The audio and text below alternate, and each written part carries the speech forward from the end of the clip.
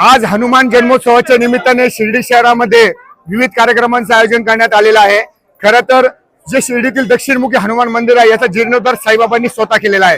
त्या निमित्ताने या ठिकाणी यज्ञ असेल, त्याचप्रमाणे हा बजरंग गोटा उचलणे स्पर्धा असेल जो 25 किलो वजनाचा आहे, जो शक्ती आणि युक्तीच्या जोरावर शिर्डीतील तरुण उचलतात। त्याचप्रमाणे जोर बैठकाची स्पर्धा आहे, तरुणाने मनाने आणि मनगटाने सक्षम राहावं यासाठी देखील प्रयत्न केले जातात। आणि त्याचबरोबर सगळ्यात महत्त्वाचं म्हणजे या ठिकाणी मंडळाच्या वतीने एक चांदीची गदा केलेली आहे का जे तरुणांचे निर्व्यसनीचं प्रतीक आहे।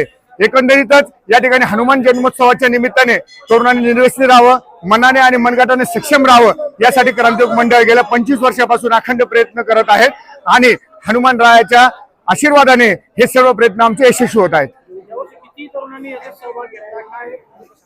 जवळजवळ 50च्या वर तरुणांनी या ठिकाणी या स्पर्धेमध्ये सहभाग नोंदवला। सगळ्यात महत्त्वाचं म्हणजे जवळजवळ 30 तरुणांनी हा 125 किलो वजनाचा जो गोटा आहे तो उचलून या ठिकाणी शक्तीची उपासना केलेली आहे।